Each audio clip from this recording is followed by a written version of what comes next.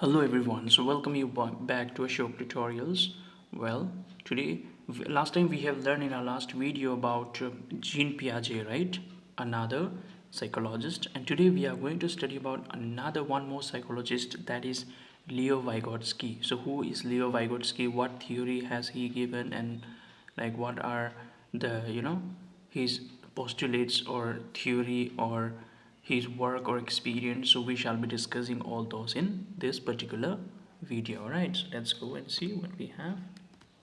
All right, so before doing anything we should know the person, right? So in order to let you know the person, I have inserted here an image of Leo Vygotsky. He is a Russian psychologist. All right, so this is his photo. All right, so here starts his theory. So social constructivist theory of cognitive development. So you know according to Leo Vygotsky, what happens is that he believes that for the cognitive development of the child, social constructivist or social constructivism plays a very important role. So Leo Vygotsky was born in the year 1896, and unfortunately he passed away in the year 1934, right? So he was a Russian psychologist who argued that culture is the basis of cognitive development. He believes that without culture the child cannot grow, without culture the child will not be able to learn. So he gives lots of importance to the cultural aspect of development, or cultural aspect for the development of uh, mental development of the child. All right, so Vygotsky acknowledged intrinsic development. He argued that it is language, writing, and concepts arising from the culture that elicit the highest level of cognitive thinking. So he believed that child lives in an environment, child lives in a society, child lives in a community, right? So in a community, what happens? The child interact with his parents, with his siblings, with his peers, with his friends, with his elders. So meanwhile they are using, or they are making use of a language, right, to communicate. So this language acts as the basis of cognitive development. However, Jean Piaget says that cognitive development is more important than language, but Vygotsky says the opposite, that that language is more important for the development of uh, mental ability of the child, right? So he says that the child interact with the parents and with all others in his immediate surrounding. So as a result he develops cognitively. So without these interpersonal instructions, he says that he believed that children minds would not advance very fast, as their knowledge would be based only on their discoveries. All right, so he says that with the help of the people around, the child learns in a more better and a better way, right? So let's go to the next slide now.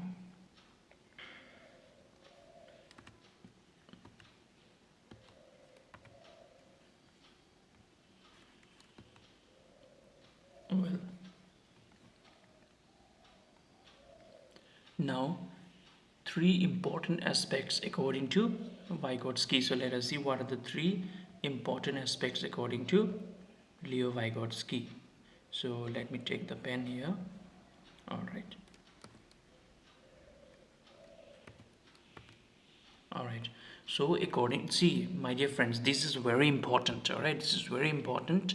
So you have to remember that according to Vygotsky, there are three important aspects. They are social interaction, culture, and language, which means that for the cognitive development of the child needs to, you know, take part in all this, that is language, culture, and social interaction, right? So these are the very important aspect of cognitive development according to Lee Vygotsky. So you should remember this. All right, now let us study them one by one. So first of all, we have language here. So what is language? Language is the means of communication, right? We have whatever we want to convey, we use different type of languages.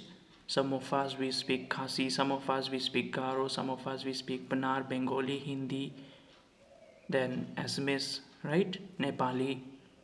So there are different type of languages. Now why there is a need for language should be there so that we are able to communicate with one another, so that we are able to tell the opposite person what we want to say or what we have to say, right?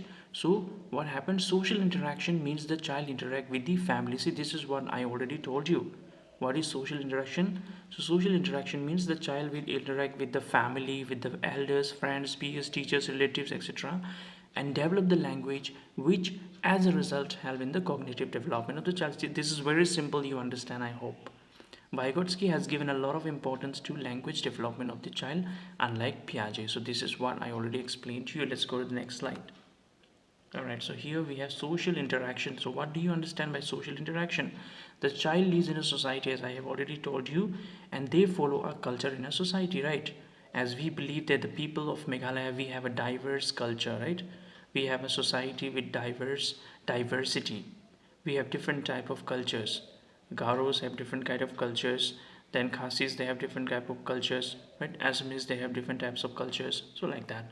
So the child lives in a society and follows a culture in which he or she is born, right? Which has been there since the child is born. So accordingly, he is nurtured and his upbringing is done according to the society, according to the interaction between the people in the society. And as a result, what happens, the child learns the language, and this language particularly helps in the development or cognitive development of the child. So in fact, all these three aspects are interrelated, that is language, culture, and social interaction. They are all interrelated. That's why, you can see here that all this social interaction, culture, and language, they are all interrelated. All right, let's see now what do we mean by culture. So as we know, Vygotsky is known as a social constructivist. See, this one very important, my dear friends. Where is my pen? All right, my pen is here. So this one is very important. It always comes in your exam, that who is known as a social constructivist. So you have to remember that Vygotsky is known as the social constructivist. Why? As he believes that child lives in a society, and we all know that we live in society, right? And we know that no man is an island, right? So we know that no man can stay alone, no man can live as an island, right? We all live in a community, we all live in a society, we live with our neighbors, right? We live with our families. So the child lives with his family, friends, neighbors, etc., and they share a common culture with one another, right? Which as a result helps in the development of language of the child, which consequently helps in the development of cognitive ability of the child, right? So let's go to the next slide. All right, three forms of language or speech. See, there, according to Vygotsky, there are three forms of language or there are three forms of speech. So what are they? They are social speech, private speech, silent inner speech. Now, what is social speech? Yes, social speech is birth to 2 years of age. So when a child is born and he is up to the age of 2, he practices what? He practices social speech. What is social speech? Social speech is the speech by which the child communicates or talks with the others. So you can see a 2-year child talking with the mummy, talking with the papa, right? So that is what? That is the social speech. All right, now private speech is what? Private speech develops in a child when he is of the age 3 to 6 years, right? So here what happens, the child speaks to himself or herself. So this is what Piaget called egocentric speech. This is important here. So this private speech was called by Piaget as egocentric speech. All right, so here what happens, you can see the children who are of the age 3 to 6, when they are playing with a baby doll, they say, right? Barbie doll, yes. So Barbie doll or any toy, they talk with the toy, right? They talk with the toy. If suppose the doll falls down, the girl child or the boy child, whoever is playing, they will say, oh, you got hurt, where did you get hurt? Or you will say to your mummy, the child will say to her mummy, my baby is feeling hungry, mummy, my doll wants to take bath and all like that, right? So you have seen, so these are the private speech. So this speech is important. You know why this speech is important? It is important as it is self-directed and serves as an intellectual function in the development of the language as a result of the child develops their cognitive skills. So according to Vygotsky, this private speech or egocentric speech is important. Listen nicely what I'm saying. According to Vygotsky, this egocentric speech or this private speech is important, but according to Piaget, this egocentric speech is useless. All right, it is useless. Now, why Vygotsky says that it is important? Vygotsky says that it is important because it self-directs the learner, right, and it serves as the intellectual function. Intellectual function for what? Intellectual function for the development of the language, which as a result help in the development of the cognitive abilities or cognitive skills of the child. Now, what is silent inner speech? So 7 years and above, so when a child grows or is of the age 7 and above, like we adults and all, right, so what happens, we practice silent inner speech. If the thought of the child or the adult, which means it is the thought when we are thinking about something, someone or some situation. So see, what do? We think, right? We all plan, we all think in our mind, like what should we do? I have got exams, so how should I prepare? I have to travel, so what things to take along with me? So tomorrow I have to take class, so what are the chapters I will be teaching? I have to lesson plan, I have to maintain teacher's diary, so I have to maintain my routine, I have to maintain my class, I have to maintain everything, right? So all these things, what do? We think. We are thinking, we are able to think. So this thinking is known as what? This thinking is known as silent inner speech, right? Let's go to the next slide quickly. All right, private speech. See, I don't want to explain this so much, so I have already told you what is this private speech. So this is about talking to ourselves, right? Talking to ourselves privately. So chances are this occurs when you are struggling with a problem, trying to remember something or feel emotional about situation. See, when we feel happy, when we cry, when we feel sad, what do? We talk to ourselves, right? Why did I do that? I shouldn't have done that. Or why did that person did this to me? And this private speech you will see in serials. I hope all of you watch serials, right? TV serials. So you are watching, there you will see what? There you will see people thinking evils, doing this and that. You did this to me, I'll do that to you, right? So this private speech is, as example, you can see in TV serials. There you will see what the person is thinking. You know those who watch serials, you will know better. Let's go to the next slide. So all right, so this is also related to that only, related with the previous one only, right? So I don't want to, you please note it down. See, I'm changing slide does not mean you also change the slide. You pause the video and please write down. This will be important for your exam. Yes, some important terms according to Vygotsky. See, Vygotsky has given certain important terms, right? Like zone of proximal development, scaffolding, and more knowledgeable other. See, this one you have to remember. MKO means more knowledgeable other. Scaffolding is also what I will explain, and zone of proximal development is also what I will explain in the next slide. Let's see. All right, great. So what do we have here? We have zone of proximal development and scaffolding. So Vygotsky's best known concept is zone of proximal development. Now what is zone of proximal development? See, zone of proximal development is also known as ZPD, right? So Vygotsky stated that children should be taught in ZPD. So zone means what? Zone means the boundary, right? So here you can see this diagram here. Suppose you are standing here, right? Not you, let's say your child is standing here in this zone. So this is the entire zone, right? This is the entire zone. So what happens? So according to Vygotsky, he says that the children should be taught when they are in zone of proximal development, which occurs when they almost perform a task but not quite on their own without assistance.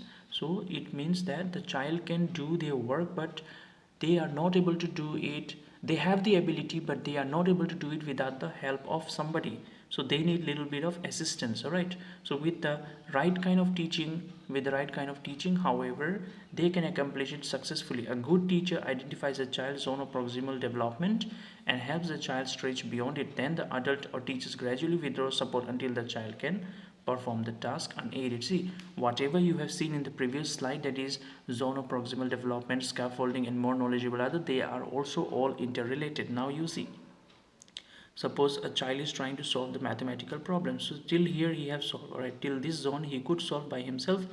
But in order to go beyond this, that is, in order to go here this side, he is not able to solve the problem anymore without the help of the parents or the teachers or the elders or the sisters or the brother. Right, so this is the zone of development of the child, but he cannot complete it all alone without the assistance of the others. So that the person who gives the help or the person who gives the assistance is known as the more knowledgeable other. So you will understand better when we go to the next slides. All right, see here. Now what do you see? Scaffolding. See, I'm saying one thing, please write it down nicely. Scaffolding means temporary help. What is scaffolding? Scaffolding means temporary help. So when you are giving temporary help to the learner, that is called scaffolding. Suppose a parent is trying to teach the child to ride a cycle, so the parents will give the help until and unless the child is able to maintain the balance. Right, see, you can see in that GIF that the parent is trying to push the cycle of the child so that the child rides. So once the child is able, so he will ride by himself. And here you can see a small child is trying to pick a chair, but she is not able to do so. So now if you are giving a little help to this particular child, she will be able to lift up the chair. So scaffolding means what? Scaffolding means temporary help. All right, scaffolding means temporary help. So you should remember this. This is very, very, very important. So without this, Vygotsky's theory is incomplete. So scaffolding is very, very important. Mark it down. Scaffolding means temporary help. Temporary help means scaffolding. All right, so temporary help is given by whom? Temporary help is given by the more knowledgeable other, or the MKO. So MKO can be more knowledgeable other, can be your juniors, can be your seniors, can be your teachers, can be your parents, can be your sisters, brothers, anybody it can be, whoever have the knowledge, right? So they can help you, assist it. So scaffolding is given by more knowledgeable other in the proximal development zone of the child. So you should remember that proximal development zone, that is ZPD, is a zone or the area in which the child's mental abilities, according to child's mental abilities, the child is able to perform his task. And in order to perform this task, he can do it, he have the ability, but he needs the support of somebody who is more knowledgeable than him or her. And that help which the more knowledgeable other will provide is known as scaffolding. So you should remember this, very important. All right, so here we have completed our Vygotsky's theory. See, I have gone very fast so that we don't waste our time in doing irrelevant stuffs. So I just wanted to stick to the point, and I also expect you to stick to the point. And whatever the notes I have given in these slides are very, very important for your CTET as well as for your MTET. Does not mean that only this is for CTET. This is for MTET as well. If you don't think it is for MTET only, it is for CTET as well. So this pedagogy is everywhere. So once you master pedagogy, you can master everything, because pedagogy comes in all the subjects: EVS, mathematics, science, English, Hindi, Khasi, Garo, everywhere pedagogy is there, right? So if your pedagogy is strong, you can pass your CTET exam or MTET exam very, very easily, because everywhere around for 12 or 15 marks pedagogy comes. So when pedagogy is coming and when pedagogy is strong, you will be able to do it very, very effortlessly. So this is what I believe and I practiced, and as a result I have cleared both my MTET as well as CTET in first attempt. I did not have any struggle, I did not have to struggle at all, because my pedagogy is strong. So even though I don't study other subjects, I have no problem, because only with the CDP I have maintained, but it should be very strong, to disclose, I think in this one, what we say, MTET exam, I got 29 out of 30 in CDP. So if you can score that way, you will definitely pass your exams. So wishing you all the best, and thank you everyone for staying connected with Ashok Tutorials.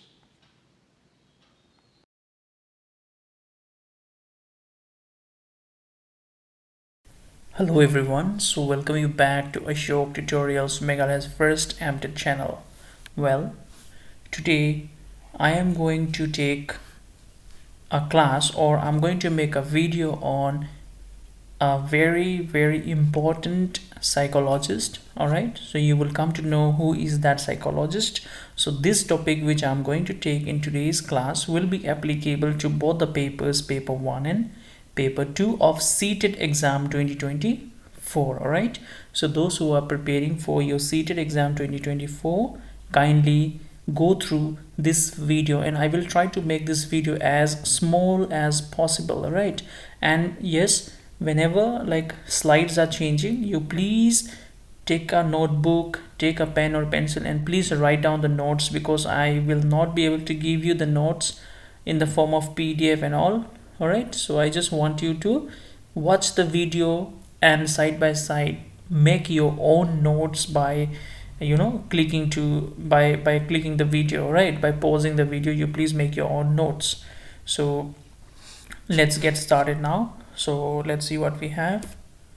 All right, yes, here comes the name of the psychologist, that is Jean Piaget. So you all have heard about Jean Piaget, right? He's a educationist, he's a psychologist. So let's go to the next. All right, so today we are going to learn about Jean Piaget's cognitive development theory. What development theory? Cognitive development theory. All right, so let's go to the next slide now. See, so this is the person, this is the psychologist known as Jean Piaget. Maximum of the time you will not see his name as Jean Piaget, you will see his name as Piaget. All right, so his name is Piaget. He's very important. Let's go to the next slide now. All right, so see here, what are we going to learn about? See, this is just a theme, all right, which means this is just like a summary. So summary I'm giving you before starting the topic. So please write down all these points. These are all very important, and these are taken off from question paper, right? Because this kind of question paper always, this kind of question always come. So number one says Piaget is known as a radical constructivist. So Piaget is known as a radical constructivist. Why constructivist? Because Piaget believes that children are not blank, or children are not blank in their mind. The children, they have got some mental structure, which means children also have got something or the other in their brain. It is not empty. So he is known as a radical constructivist. So remember this term, radical constructivist, right? So Piaget calls children as the little scientists. Now Piaget has given the name little scientists to the children. According to Piaget, children are known as little scientists. So this is very important. Like, who said that children are, according to whom children are known as little scientists? So you have to choose Piaget. Now Piaget says cognitive development comes first and helps in language development, and not otherwise, as stated by Vygotsky. Now see, Piaget has given what theory? Cognitive development theory, right? So according to cognitive development theory, what do you understand by cognitive? Cognitive means the mental ability, right? Mental ability of what? Mental ability of whom? Mental ability of the learners. So how the learner's mental ability develops? So this is what Piaget explains. All right, so he says that first comes the cognitive development, followed by language development. All right, he says according to Piaget, cognitive development comes first, remember, and secondly comes the language development. But according to Leo Vygotsky, language comes first and cognitive development comes second. So this thing you have to remember. Very important points. All right, this is very important from your exam point of view. Now Piaget says egocentric speech is useless as a child of 2 to 6 years of age practice egocentric stage. Now egocentric, so remember this term, egocentric, very important. Now Piaget said that the egocentric speech is useless, right? It is a useless speech made by the child.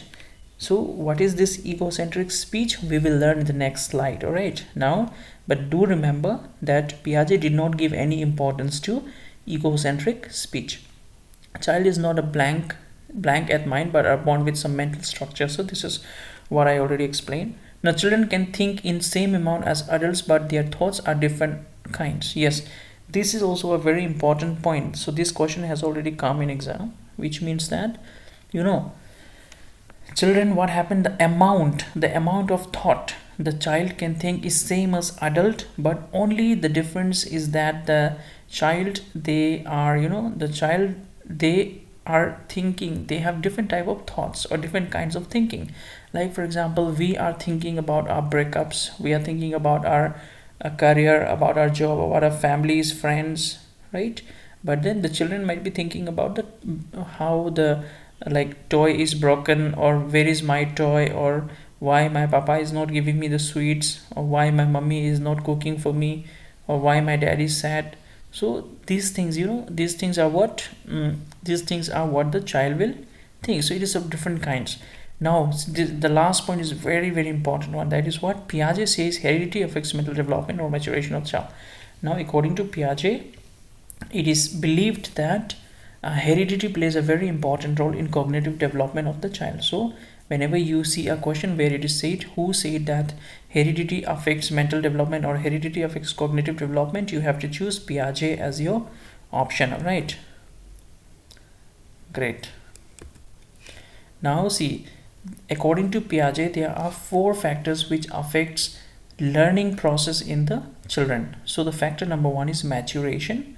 So maturation, how the child is growing, in what pace the child is growing, when the child is matured, at what age the child will be matured, what type of maturation will come at what chronological age. So these things are discussed by Piaget. Right, then again, experience or activity. So Piaget believes that children, they learn through their experiences as well as they learn through different type of activities they perform. All right, then third one is social interaction. So he also believes that children, they learn through social interaction with their environment, with their community, with their parents, with their children, with their friends, with their peers, with their elders, with their teachers, right? Then equilibrium. So equilibrium we will see later on. So equilibrium means the balance, how the child is maintaining the balance in his thought process, right? Well, so now let's go to 2 things. So according to Piaget, there are 2 very very important things which plays a very crucial role in the cognitive development of the child. So what are they? Number 1 is stages. What is that? Stages. So SPCF you have to remember, it is very very important. So you can make mnemonics out of it. So what mnemonic can you make? You can make a mnemonic like, some people can forgive, or some people can forget, or some people cannot forget. So those things you can do here, right? So but then it has got a very important full form, I'll discuss in the next slide. Now see, one is stages, another one is what? Another one is cognitive life processes. So in cognitive life processes comes schema. What is schema? We will see. What is assimilation? We will see. All these things we will be seeing. All right, the next slide. Great. So stages of cognitive development. So there are 4 stages of cognitive development. What are they? Number 1 is S. What was it? S, then P, then C, and then F, right? These are the 4 stages of development. See, which means, see, listen nicely. It means that when a child is growing, all right, when the child is born, so when a child is born until the age of 15, he passes through all these 4 stages of life. According to whom? According to Piaget. Which means you, me, my friend, your parents, your grandparents, my grandparents, everybody of us, we have passed through these 4 stages in our life, right? So we have passed through these 4 stages in our life. So the first stage is sensory motor stage. So in what age? See, many of you might be married and might be having children, or some of you might be having younger brothers and sisters. So you will know, some of you like having brothers and sisters or son and daughters who are of age 0 to 2, so they are in which stage? They are in sensory motor stage. So next time you see your child, you try to remember that, oh, this child is 2 years, which means this is in which stage of Piaget? He or she is in sensory motor stage of Piaget. Now again, you see another child of yours or your neighbor's child or your friend's child, that comes in pre-operational stage, which means a stage of 2 to 7 years. So when a child is 2 to 7 years of age, he or she belongs to pre-operational stage. So even I have got a niece, so she is under this stage, all right, pre-operational stage she is in. Now let's go to the next stage, concrete operational stage. Concrete operational stage starts from 11 years to 7 years to, it goes to up to 11 years. All right, so this is what, this is the concrete operational stage of the child. All right, now last comes the formal operational stage. It starts from 11 years and it goes up to 15 years of the child. So you have to memorize this. I will say you have to memorize this SPCF. You make a full form of this forward SPCF. Some people can forget, some people cannot forget. Any full form, any mnemonics you can make. All right, so sensory motor stage, which is of age 0 to 2. See, in exam you will be given many questions on this. For you will be asked, like, when a child is in 0 to 2 years of age, which stage is he in? Pre-operational, operational, concrete, formal, like that they will give. So you have to choose sensory motor stage. Then they will give 11 to 15 years of age, the child is in which stage? They'll give you all these 4 options. So you have to select formal operational stage. So you have to remember the year as well as the stage. All right, well, so now let us discuss all the stages one by one. So first of all, we have got what? We have got sensory motor stage. So when a child is under 0 to 2 years of age, he or she is in this stage, sensory motor stage. So in this stage, what happens? The infants fall on this stage, the toddler fall in this stage, and you know what happens in this stage? The name is what? The name says sensory motor. Sensory motor, sense. The word senso is coming from the word sense, and then the word motor is coming from the word ability to move. So which means when a child is of the age 0 to 2 years, he or she is learning through the senses. How many senses we have? Let's see in the next slide. See, I don't want to discuss all this because I don't want to make your video a long one. All right, so I'll just make it a short one. So you please write down all these notes are very important. All right, so I'll not be reading out one by one. So I'll just like to go to the next slide now. You please write down all these are important. Pause the video and mark and write it down. During this, you go through it, or I'll explain this to you. So this is the summary of what slides I have just gone through. So senses are teachers. So here, according to Piaget, in sensory motor stage, the child, he or she learns from, see, we have got how many sense of organ? We have got 5 sense of organs, right? Eyes, ears, nose, skin, tongue. So eyes help us to see, ears help us to listen, nose help us to smell, skin help us to feel the touch, and tongue helps us to feel the taste, right? So all these are the senses. So through this the child is learning. So the child sees the object, sees the person, hears the sound, smells, then feels the touch, feels the warmth, and then tastes the flavor, right?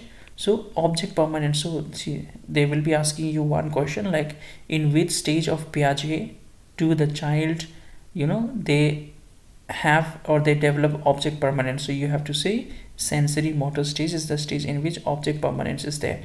Here, so here what happens? See, when there is a small, in front of the child, if you show the child a small toy, all right, if you show the child a small toy, what will happen?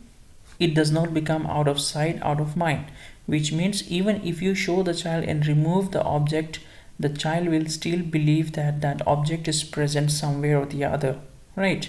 Which means object permanence comes in this stage. Now deferred imitation. Deferred imitation means what? Deferred imitation, imitate means what? Imitate means to copy somebody, right? So deferred imitation means the child tries to copy his father or mother. So like suppose he saw his father shaving, so the child will also pick up the blade and try to shave. All right. So, and the child will see that the mother is sweeping, the child will also starts to sweep. So they just imitate their parents or elders, right? Let's go to the next slide now. All right. So this is the next slide. So first stage we are done with, that is we are done with sensory motor stage. Now we have come to the second stage. This is pre-operational stage. Pre means what? Pre means before operational. So after this stage comes the operational stage. So this is pre-operational. After pre-operational comes the operational stage. So pre-operational stage follows from 2 to 7 years of age. All right, 2 to 7 years. Now in this stage what happens? The foundation of language development may have been laid during previous stage, but the emergence of language is one of the major hallmark of the pre-operational stage of development. So major characteristics and developmental changes during stage are given here. So I will not go through this slide because I don't want to make this video long one. So you please write down, all these things are important. All right, I'm not writing, but of course I will be explaining this in the summary. So let me go to the next slide now quickly. Points to remember. So here I will explain. See, egocentric speech or self-centered. Now egocentric speech or self-centered means what?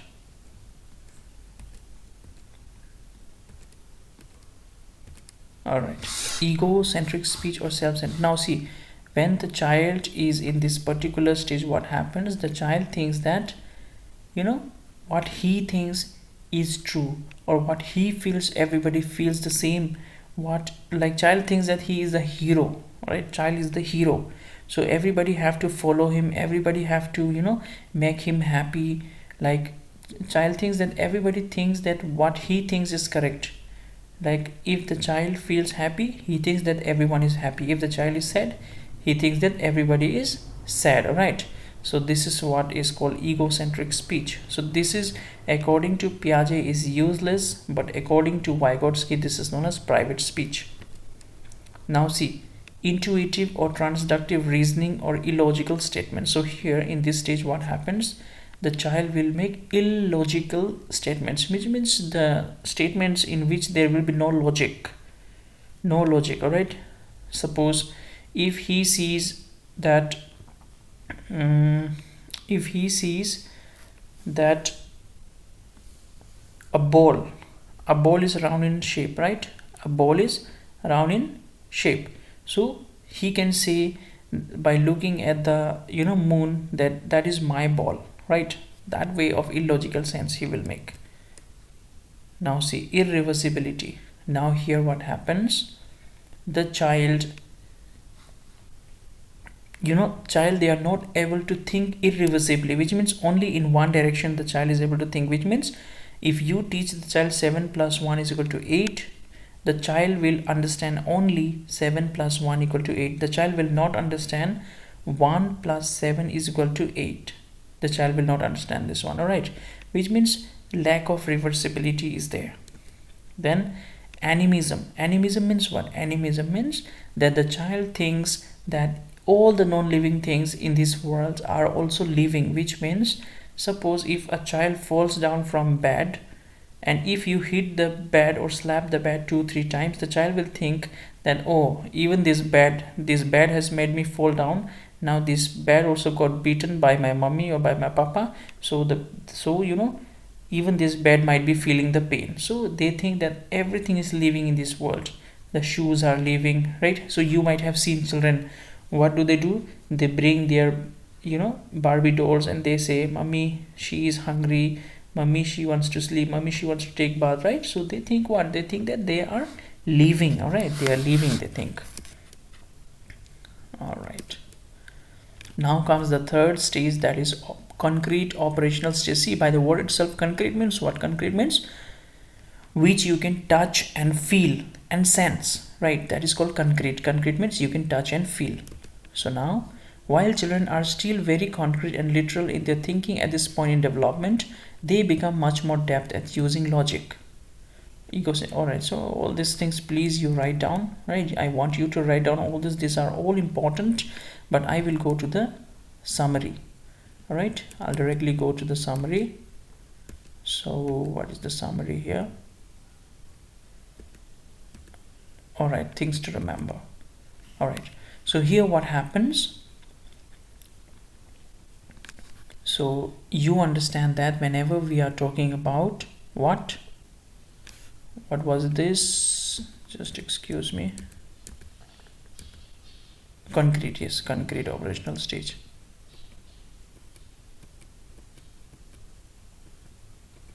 All right, so here in concrete operational stage, what happens, the child can touch and feel, and then inductive thoughts develop here, which means the child is able to think logically. All right, the child develops some kind of logic here. Then the conservation, the conservation also the child understand. Now what is conservation, we will see in the next slide. All right, now classification, shapes. All right, so child understand about classification as well. This one also we'll see in the next slide. Then seriation also we'll see in the next slide. Let's go.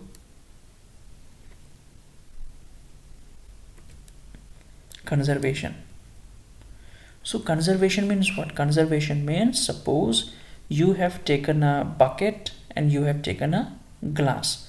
Now you have you have taken, yes, you have taken 1 glass of water.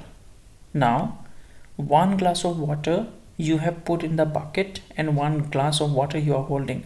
Now if you ask the child which water is more, the glass one is more or the bucket one is more, you know that it is same amount of water in the bucket, also 1 glass, in the glass also 1 glass, right? So according to you it's the same, but according to the child, which one will be more? Yes, you guess it right. According to the child, the glass water will be more, right? So that is how, that is what the child is able to say or not, right? So conservation develops here. So what happens, suppose 100 ml of water in a bowl and thin glass of water, which is more or less, the child can figure out the changing shapes. Yes. So here in this stage, conservation develops, which means the child is able to make out, yes, that I'm talking about this stage, right? I'm talking about concrete operational stage. So according to concrete operational stage, the child can make out that yes, the bucket water and the glass water both are same. The child will be able to say in this stage. But if you are asking about pre-operational stage, the child will not be able to say. All right, the child will not be able to say. But even in sensory motor stage, the child will not be able to say. But from concrete operational stage onwards, the child will be able to say about conservation. Yes, also there is another example of coins and currency. What is coins and currency? See, in this stage, if you give the child coins of, like, suppose 1 rupees, 10 coins you are giving, and 10 rupees 2 notes you are giving. So in this stage, the child will be able to make out that yes, the paper one has got more value as compared to these 10 coins. But if you are giving the same experiment, 10 coins, to a child who belongs to pre-operational stage, he or she will not be able to make out. If you give 10 coins and 2 notes, the child will say the coin is more in pre-operational stage. But in concrete operational stage, the child will say that these 2 notes are more valuable as compared to those 10 1 rupees coins, right? All right, classification. So classification means what? Classification means when we are able to classify things, right? Suppose you are taking triangles, rectangles, then a rhombus, then square, circles. So you can classify. Suppose there are 5 triangles of different colors, there are 5 circles of different colors. So according to the shape or according to the colors, you will be able to distinguish between the shapes or between the colors of the objects given to you, right?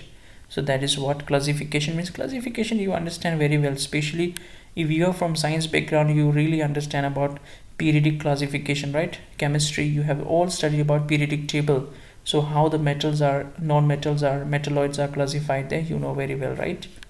Let's go to the next slide. Seriation means arrangements. All right, arrangement either in ascending order or descending order. So arrangement in descending order or ascending order is known as seriation. Arranging in series, right? Series. So this one you should remember.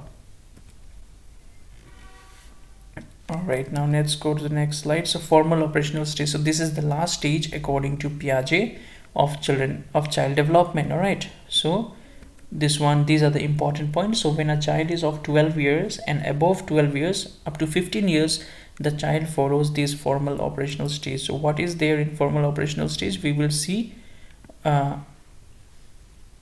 we will try to see the summary. All right, so but these things, whatever is shown in the slide, it is important. Please write it down, pause the video and write down.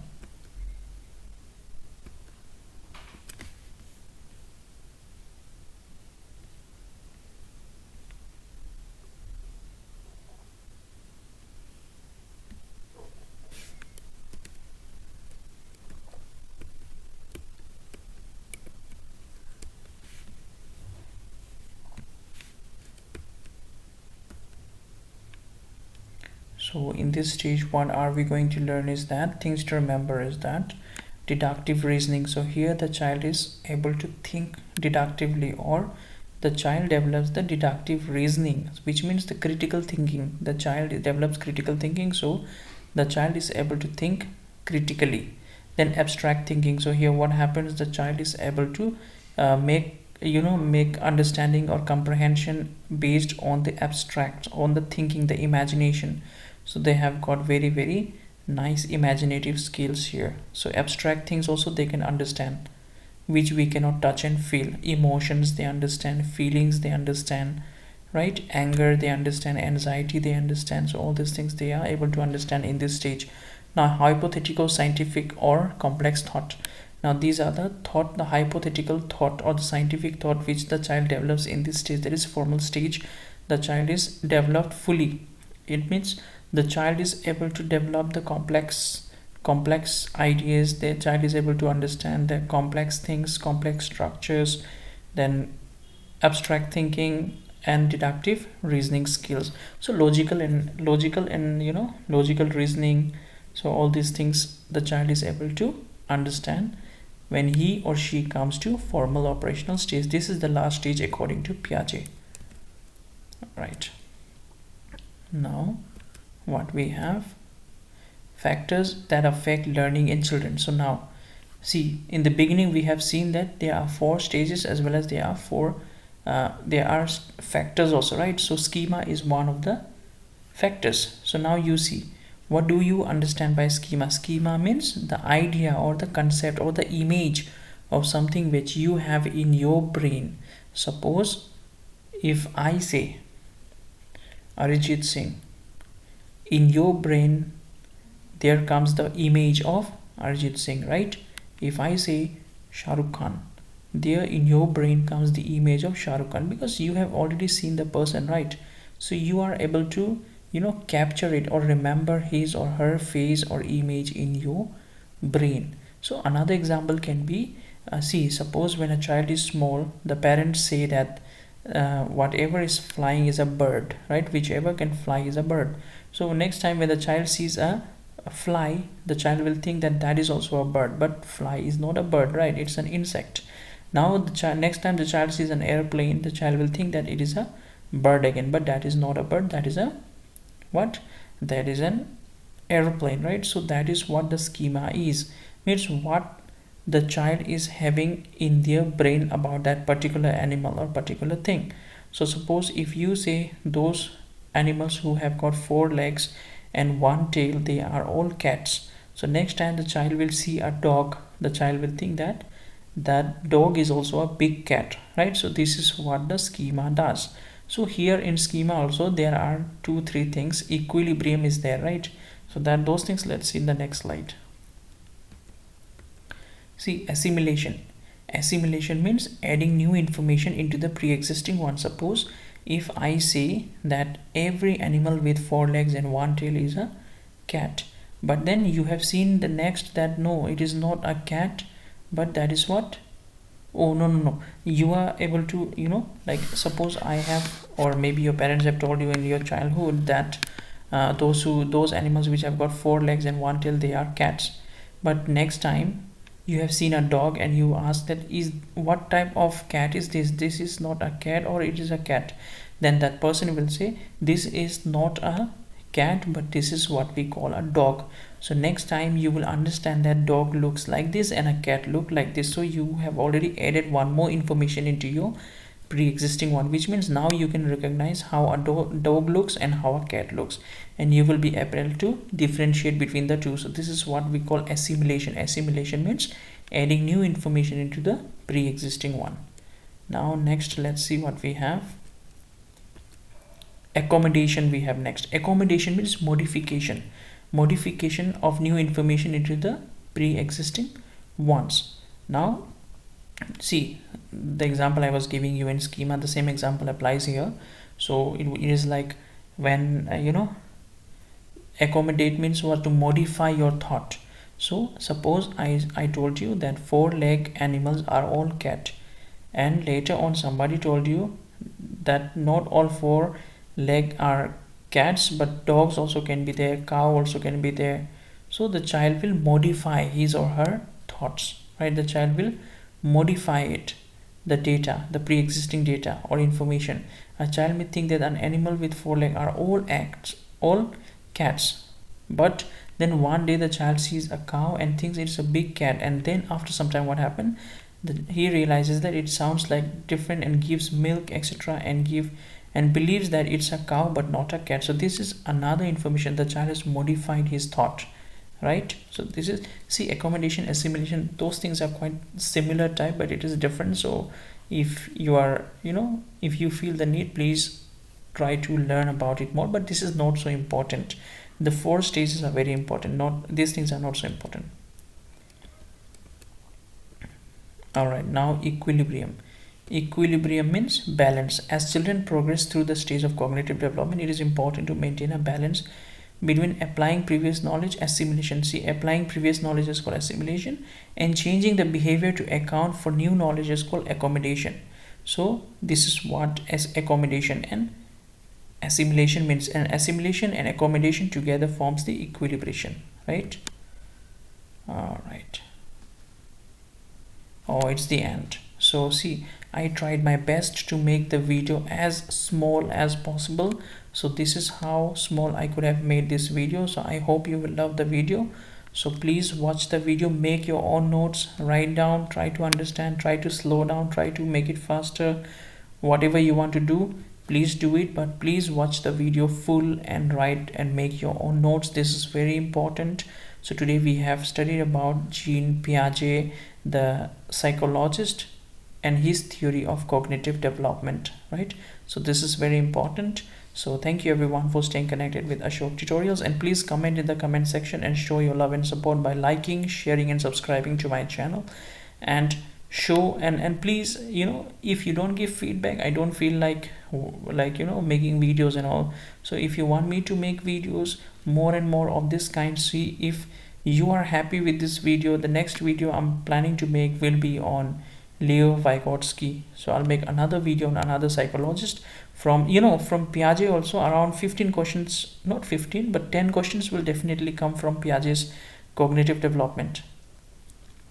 Then again Vygotsky's also will come, and these scientists or this psychologist questions will come in both the papers, whether you are going for UP or LP, everywhere it will come. Whether you're going for CTET or you're going for MTET, it will come in both the exams, it will come. All right, so it's very important. Please study, please go through the video and like, share and subscribe.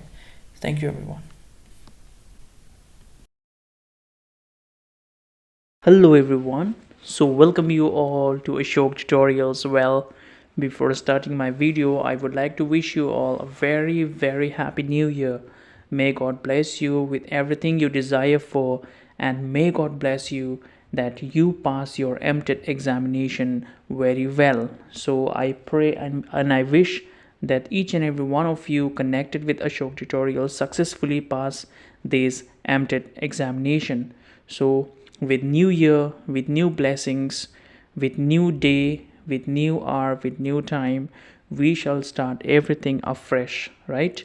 So this is the first video in new year 2024. So I hope that you all will give enough of love and support to Ashok tutorials. All right, so we have been together for 8 months now.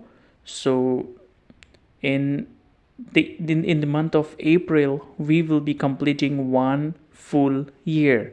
So Ashok tutorials channel will be 1 year old in the month of April. So now we are 8 months old. So let's see what we do, how we do, and how to go about. Well, so as we all know that on the 21st of January we have seated examination, right? And some of you are preparing for seated examination, so these videos are for you guys, but it does not mean that it is only for seated. Of course, this also applies to MTET exam. As you know that the syllabus of both MTET as well as CTET is quite similar, so whether you study for CTET or you study for MTET, you are benefited in both ways, right? So I have already made the videos on Piaget, the first video. Then secondly I made on Vygotsky, and today the third video I will be making on Lawrence Kohlberg.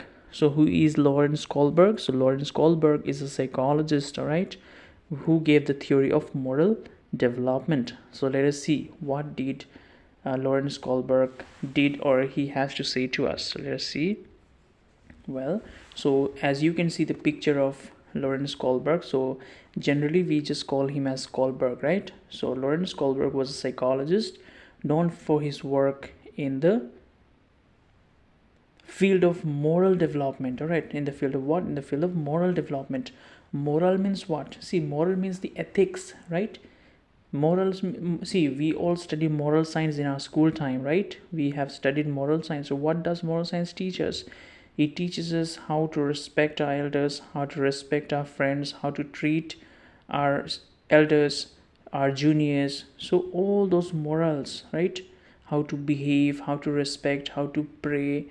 Then all these different types of behaviors are taught through moral science, right? So here Kohlberg has given us the theory of moral development. So he proposed that a widely influential theory, right? So, and his theory was influenced by Jean Piaget. So after watching the work of Jean Piaget, Kohlberg decided that he should come up with his own theory of moral development. So all right, let me make it a little big for you. All right, this way I think I should make it. Yes. So Kohlberg's theory, often referred to as the stage of moral development. See, Kohlberg's theory is generally known as what? Generally known as moral development, stages of moral development. All right. So outline of the progression of moral reasoning, and he believes that moral reasoning is a very crucial part of children's development. So his theory consists of 6 stages. His theory consists of 6 stages and 3 levels. So you have to remember this. This is very important. So Kohlberg's theory has got 6 stages and 3 levels, which means every level has got two stages. All right, so this is very important. You have to remember this. So let's start. All right, so the first level is called pre-conventional level. The first level is called pre-conventional level.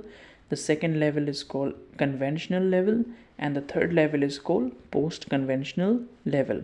So all these 3 levels have got two stages, as you can see in the video. So what do you see? Pre-conventional level. So pre-conventional level has got 2 stages. There is stage 1 and stage 2. Let us see what does stage 1 have. So stage 1 says punishment and obedience orientation. So at this stage what happens? Individuals focus on avoiding punishment. Moral decisions are based on the fear of authority and consequences of one's action. Now what happens? See, when the children are at this stage, punishment and obedience orientation takes place, which means this basically targets the school going children. All right, so school going children up to the age of 12, up to the age of 10. So here what happens? See, you might have seen children at your home, right? your own child or your nephews or niece, you might have seen that they are what, they are afraid of punishment, right? If you say, if you see, do not play with the teacups, do not play with the teacups, or do not play with the remote, or else I will give you a slap, right? Or your papa will scold you, don't play with that. So the child will keep the remote in its place, fearing that the father will scold or the father will beat up the child, slap the child, right? So this is what, this is fear of the punishment, fear of the punishment and obedience, which means the child is afraid that he will be punished if he do not obey his parents. So this is what Kohlberg speaks on the first stage of pre-conventional level. All right, let's go to the second stage of pre-conventional level. So instrumental relativist orientation. This stage involves a more self-centered perspective. Individuals consider the benefit they gain from an action and make moral decisions based on their own needs. Now here, in instrumental relativist orientation, what happens is that here this stage is also known as tit for tat, which means the child in this stage is in such a in such a phase of development, cognitive development, that if suppose there are two children, suppose child A and child B, if child A has broken the car of child B, the child B will also try to break the car of child A, which means tit for tat. Or if suppose a child A gives a biscuit to child B and child B is eating chips, so the child A will also expect that child B will give him the chips, right? Which means they think that if I give something, I should also get something. So this is the, this is the mindset which the child have in instrumental relativist orientation, that is in pre-conventional level. So let's go to the second level now, that is conventional level. Now good interpersonal relationships. So at this stage, what happens, individual starts to consider the expectations and approval of others. Moral decisions are made to maintain positive relationship and to live up to societal norms. Now here, when see, by the word interpersonal, you understand that this means interpersonal means related to the people. So as we all know that every one of us, we lives in a society, as we know that no man is an island, which means that we cannot stay in isolation. So which means that we stay in a society, we stay in a family, we stay in a community, and we have different type of cultures. So what happens in this, when a child is in conventional stage, or I mean conventional level, and in stage 3, that is good interpersonal relationship, he is able to build good interpersonal relationship. He knows what are good things he should do and what are the bad things he should not do, what the society expects of him. So all those things the child knows in this stage. Now maintaining social order, now that is the stage 4. So maintaining social order, this stage involves focus on societal laws and rules. Moral decisions are guided by a desire to maintain social order and uphold the broader social contract. Now here what happens in this stage, the child is, he knows the rules. For example, we can say traffic rules. So the child knows that if I do not wear, or if somebody is not wearing a helmet, then he will be punished, right? He will be punished. Or if if somebody steals, then that is also a crime, so he or she will be punished again, right? So the child comes to know that what are the do's and don'ts of the society, or what are the rules, what are the laws he should follow. He comes to know that there are different categories based on the age, that is what is the child expected of doing, what are the different rules set for the child, what are the different rules set for the adult. So the child comes to know under this. All right, now let's go to the last level, that is post-conventional level, stage 5. So social contract and individual rights. Individual at this stage recognize the importance of social contract and agreements. They understand that different perspectives exist and that rules can be changed for the greater good. All right, now see, social contract and individual rights. Now see, here in this stage, the people, they understand that there are certain rules there are certain social contracts or agreements which the citizens of the country should accept. But however, they also know that when they feel that their rights are being violated, or when they feel that they are discriminated or they are treated inferiorly, so they also know that they can fight back. So as you can see that Chakka Ban or the Bharat Ban is going on, right, in all over India. So you can see that the people, they are showing non-cooperation, right, non-cooperation with the government, because the government have passed the law on hit and run, right, hit and run. So they have increased the fine also, I think, if I'm not mistaken, around 7 lakhs, and then also the term imprisonment of 10 years, right? So that's why the drivers, they are in a very much chaos. They are like, they say like the accidents are not caused intentionally, right? So accidents just happen. Nobody does the accident intentionally. So it happens by chance. So this is what the drivers and all has to say across the country. So that is how they are trying to oppose the law, right? So this falls under this stage. Now, universal principles. This is the highest stage of moral development. According to Kohlberg, individuals at this stage are guided by universal ethical principles such as justice, equality, and human dignity, rather than by specific societal rules. So here, this is the highest level of the moral development.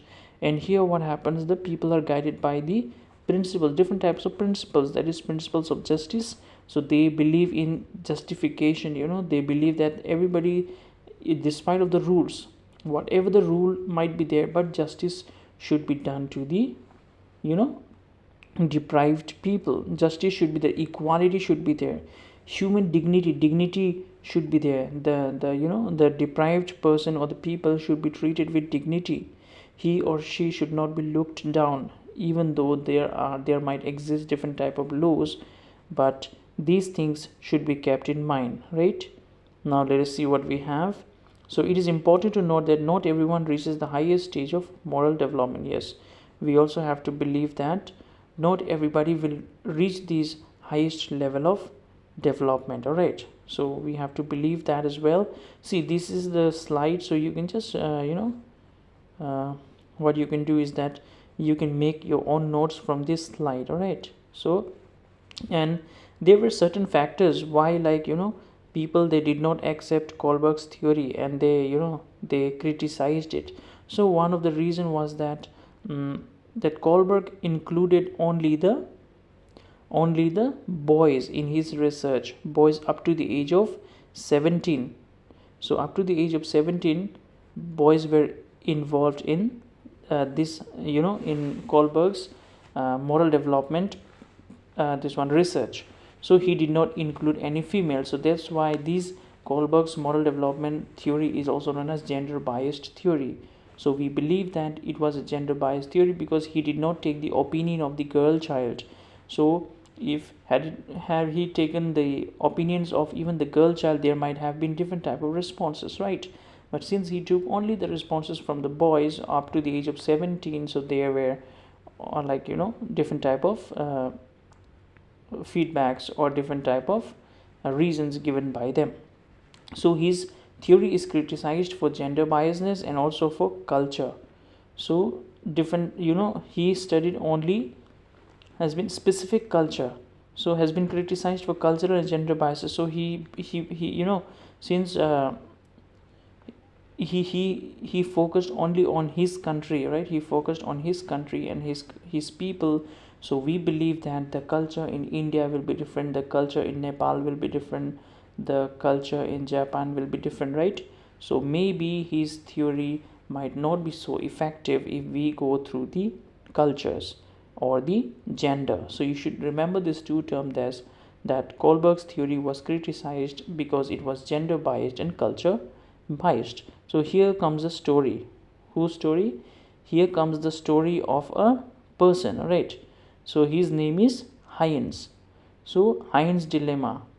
This, and whenever you hear Lawrence Kohlberg's name, you will always hear this Heinz dilemma story.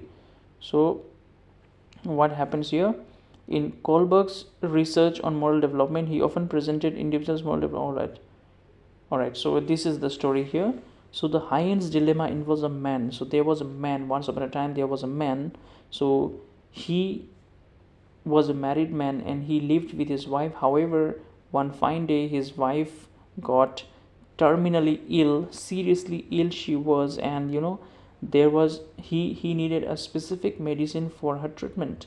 So he took her to the hospital, but the doctors, they asked him to get that medicine, and that medicine was very very costly, and the person who made that medicine, or who was in possession of that medicine, he was demanding a very very high price, which was not possible for Heinz to pay or get the medicine and save his wife. So in this situation, what he would have done, so he have got different type of choices, whether to let his wife he has a choice that he should let his wife die, because if he steal, that is against the law.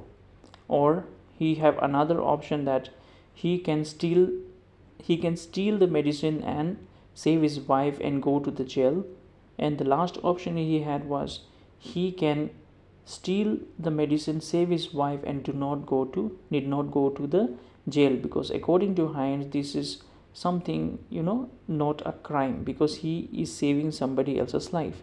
So on the basis of Heinz story, the research was done. So in this particular research, the boys were selected up to the age of 17, and these boys were given the questionnaires or whatever, and they were asked, they were narrated the story, and they were asked to choose, like if they were Heinz, suppose if they were in place of Heinz, which option would they have chosen to save their wife, to let the wife die, or to steal the medicine and surrender to the police, or to steal the medicine and not to surrender to the police. To which one should have he chosen? So according to Kohlberg, so according to the students he has selected for his studies.